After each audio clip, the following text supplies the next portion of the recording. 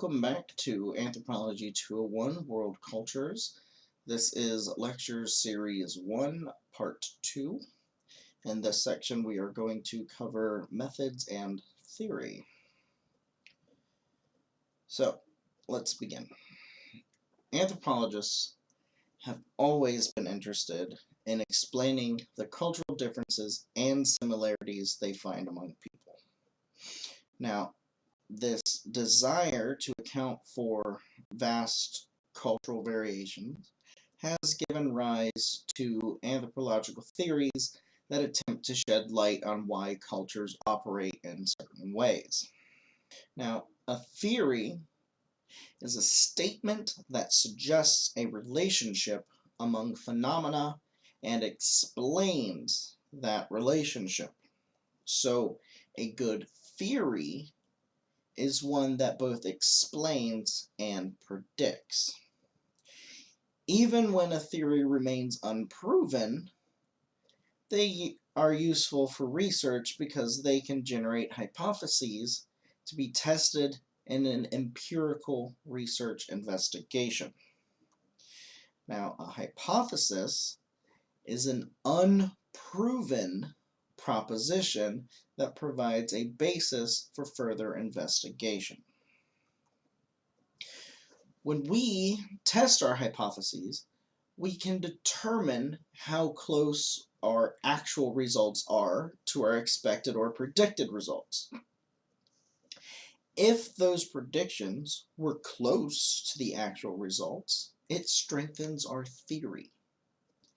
If they are not so close, then the theory will probably be revised or abandoned. So either way, the original theory was useful in guiding the research. Now, anthropological theory tries to answer two key things. First, why do people behave the way they do? And second, how do we account for human cultural diversity? Now, in an attempt to answer these questions, anthropologists have developed many different theories. I shall list them, the ones that we are going to cover now, but don't worry about trying to keep up with it. I'm going to reiterate them later.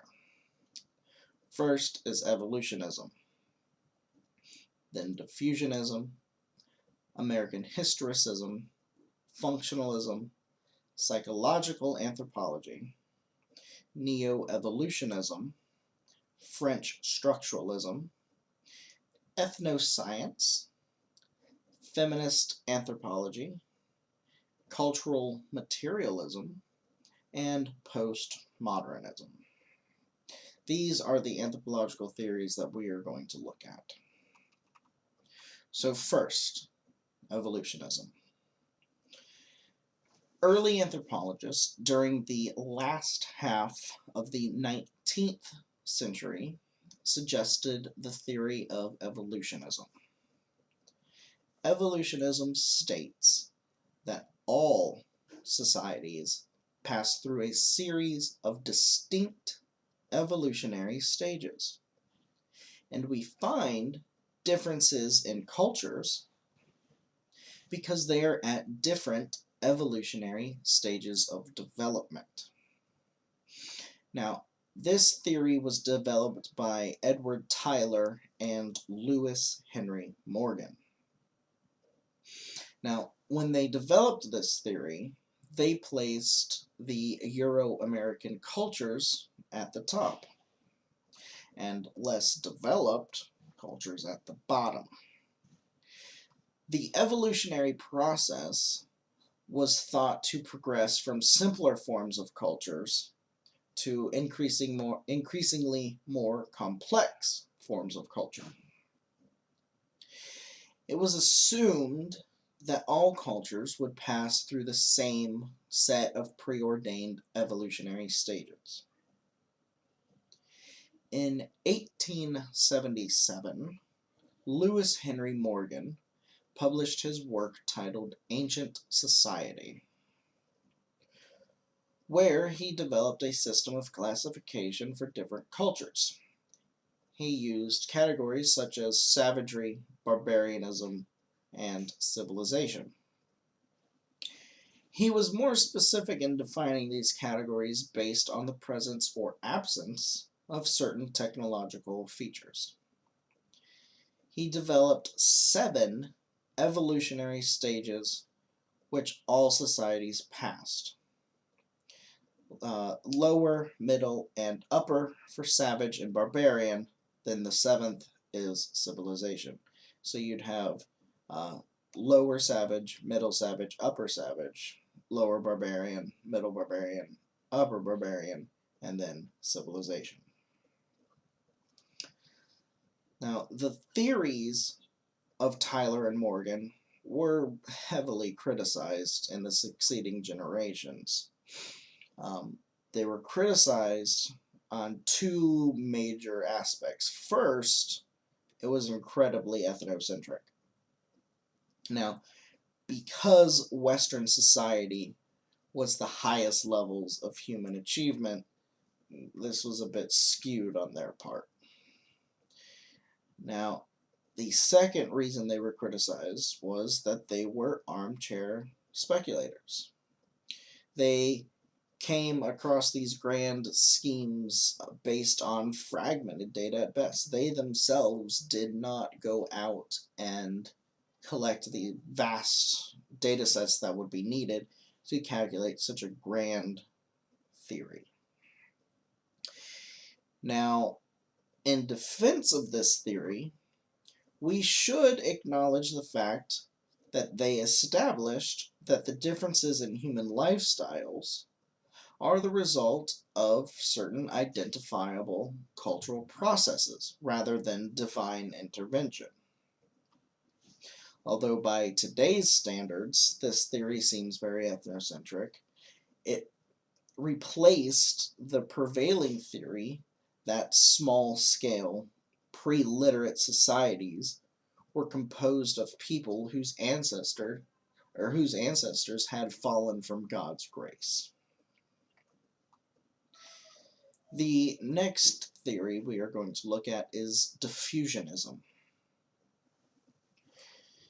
During the late 19th and early 20th centuries, diffusionists addressed the question of cultural differences in the world, but came up with a radically different answer than that of the evolutionists.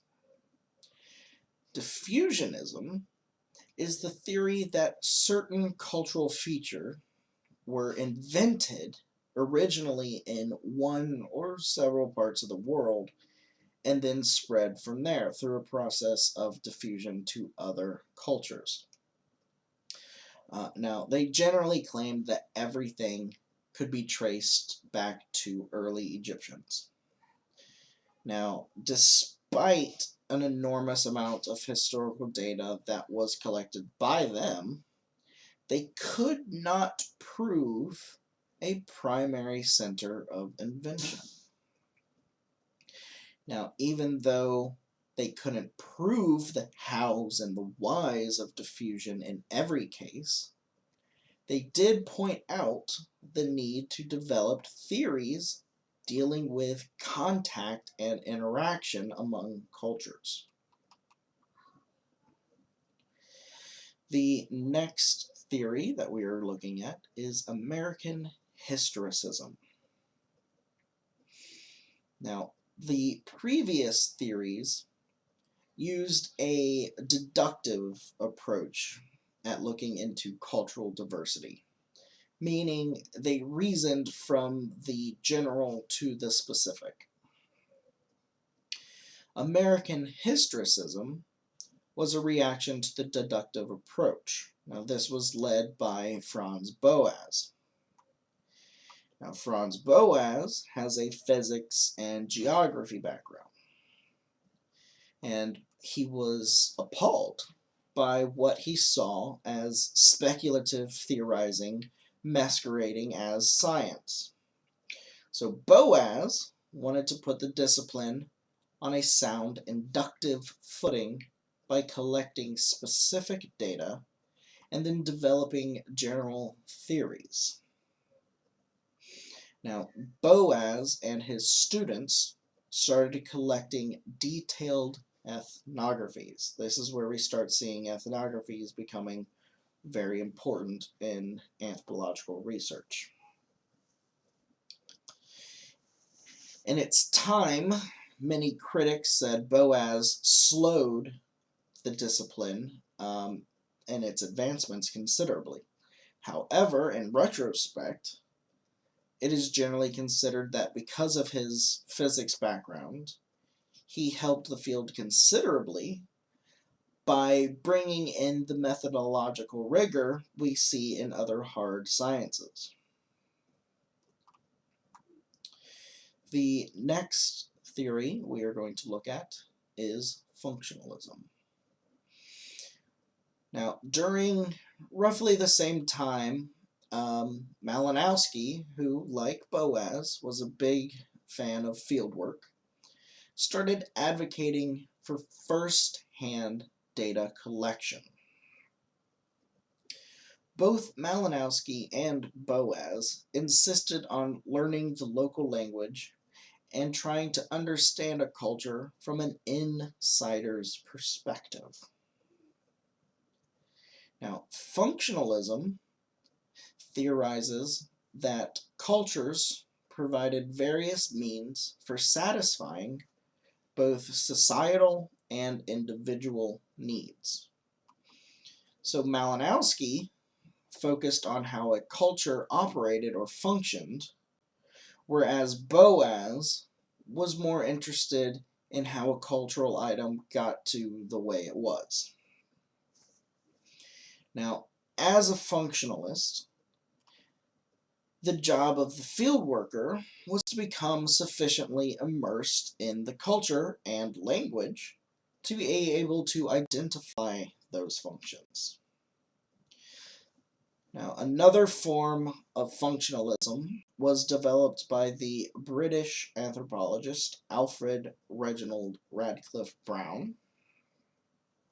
Now, like Malinowski, Radcliffe Brown held that various aspects of a society should be studied in terms of the functions they perform, whereas Malinowski viewed functions mostly as meeting the needs of the individual. Radcliffe Brown saw them in terms of contributing to the well-being of the society.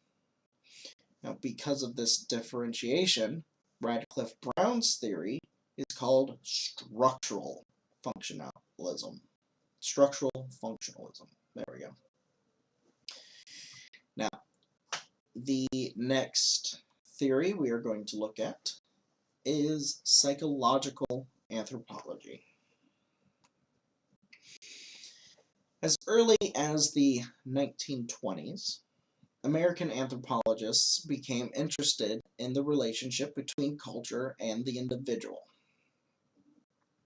Practitioners of psychological anthropology looked at child-rearing practices and personality from a cross-cultural perspective.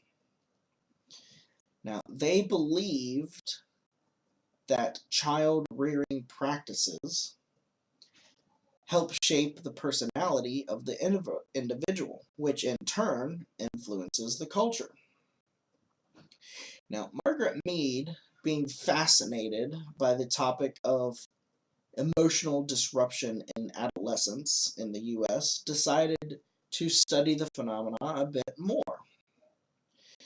Now, psychologists at this time maintained that the stress and emotional problems found among American adolescents were a biological fact of life associated with puberty and is found in all societies. Well, Mead wanted to know if this was true or not, so she took off to Samoa, where she tried to see if the strains of adolescence were universal or varied culture to culture. She reported that the family structure and relaxed sexual patterns among the Samoans were responsible for a calm adolescence, to which she concluded that the emotional turbulence found among U.S. adolescents was culturally rather than biologically based. The next theory we are going to look at is neo-evolutionism.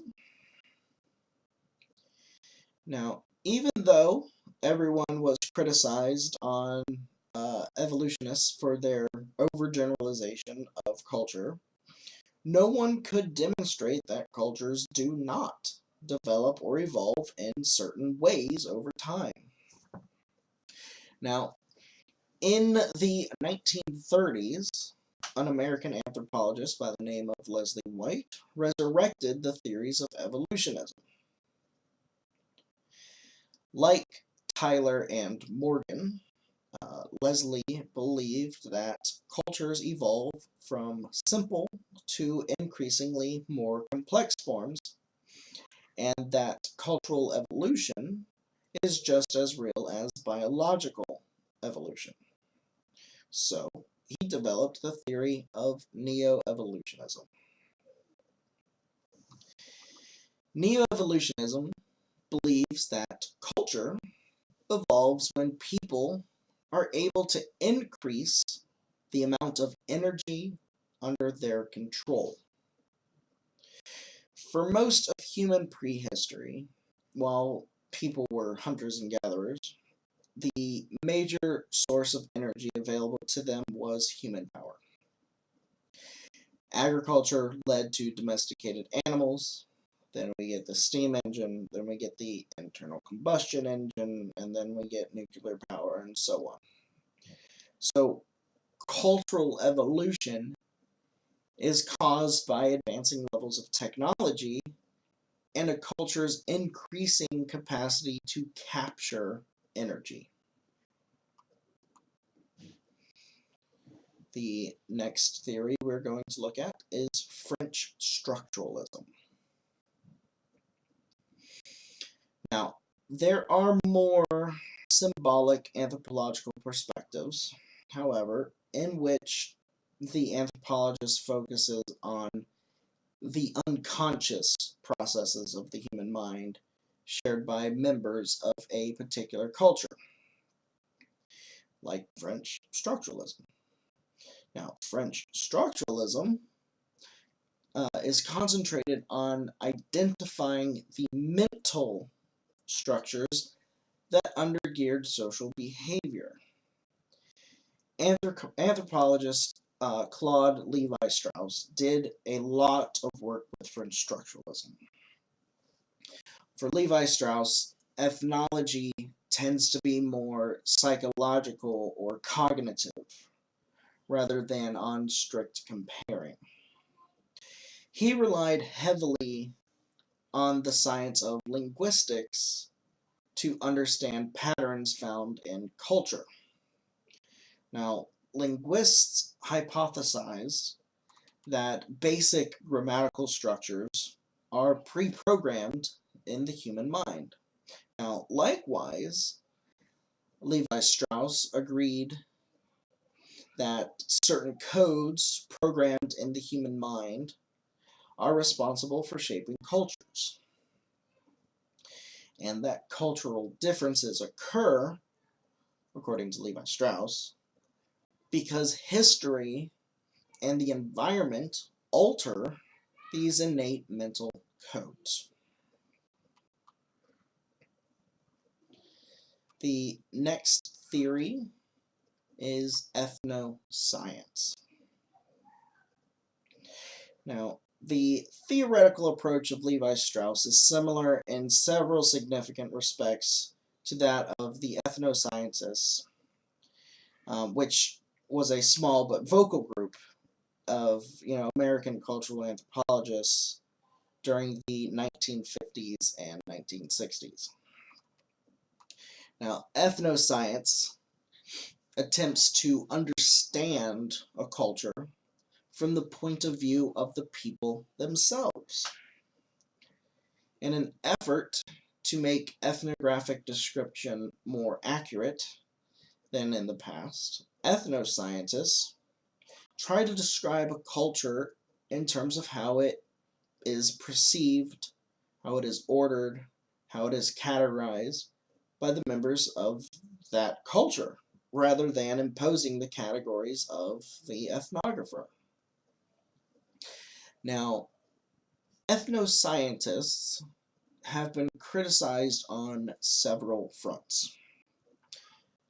First, though admitting that it may be desirable to get the native's viewpoint, some anthropologists feel that one's own conditioning and preconceptions make it impossible to get into the minds of culturally different people. Second, even if it is possible to understand another culture from the native's point of view, how does one communicate one's findings to others in one's own linguistic cultural group? If you're conveying it from their perspective, how do you change it so that others can see it from their perspective? Now, the third is that every ethnographer describes, if every ethnographer described specific cultures using the native categories, every society would be unique. There would be very few areas of common ground and little or no basis for comparison. Now, the next theory is feminist anthropology. Now, developed alongside the women's movement in the 1960s and 70s, feminist anthropology focused on the fact that anthropological fieldwork was male-centered. Critics argued that although some anthropologists were women, the women in those societies studied by the anthropologists were often neglected as objects of study. Even when women were put under the anthropological lens, they were often portrayed as passive objects, as in Bridewell transactions, rather than as prime players in the mainstream of societal life. Now, as a long overdue corrective to this neglect, marginalized and misrepresentation of women in anthropology, feminist anthropology called for a systematic reanalysis of the role women play in the social structure. And they are fighting for the fact that gender is equally an important topic of study as economic and political systems. The next theory we are going to look at is cultural materialism. As the discipline of anthropology expanded with more research and increased knowledge about culture, adaptation, and variation, the theoretical orientations continued to get more complex. So gradually, this complexity led to the theoretical orientations that furthered our cultural understanding from both a behavioral and a symbolic perspective. Now, we see this in the theory of cultural materialism. Cultural materialism is the theoretical position based on the concept that material conditions or modes of production determine human thoughts and behavior.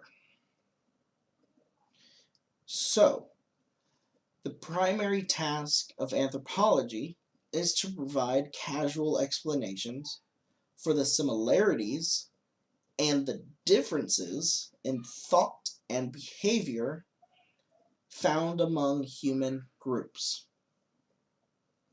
Now, this is accomplished by studying the material constraints that arise from the universal needs of producing food, technology, tools, and shelter. Now, unlike many of the other theories we have looked at so far, cultural materialists rely heavily on an outsider's perspective, as well as an outsider's research methodology. That is, one that assumes the viewpoint of the anthropologist rather than the viewpoint of the native informant. Now, this research strategy utilizes the scientific method. It also utilizes logical analysis, the testing of hypotheses, measurements, and quantification.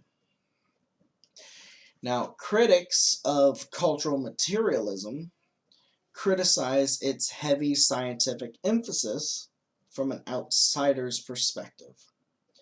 They argue that it limits the analysis to a discussion of costs and benefits of, the activities of a particular society. Now, the final theory we are going to look at is postmodernism. In the 1970s and 1980s, a number of anthropologists, collectively referred to as postmodernists, questioned the scientific methods of anthropology. Now, although postmodernism means different things to different people, it grew out of the traditions of structuralism and interpretative anthropology and feminist anthropology. Now, a basic tenet of postmodernism is that modernists, or scientific anthropologists, are arrogant to think that they can describe, interpret, and give meaning to the lives of people in other cultures. Postmodernists hold that all ethnographic accounts are subjective. They're subjective because they are conditioned by the experiences and personal histories of the ethnographer. Therefore, postmodernists believe the written ethnography should represent a dialogue between the anthropologists and the people being studied. This gives voice to the research subjects themselves. Another tenet of the postmodernist philosophy is the rejection of generalizing or deductive reasoning and developing predictable theories.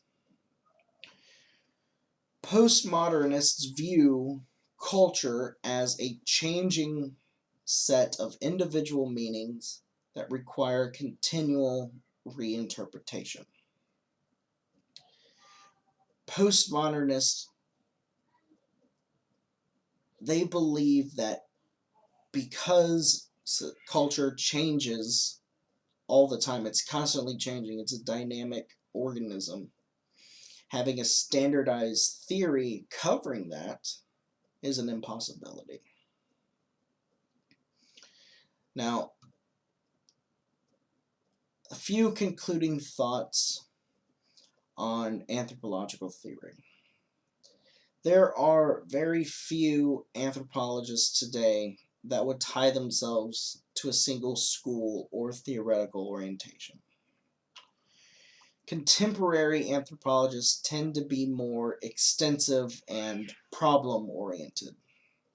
They focus on explaining cultural phenomena while drawing on a wide variety of methods and sources of data.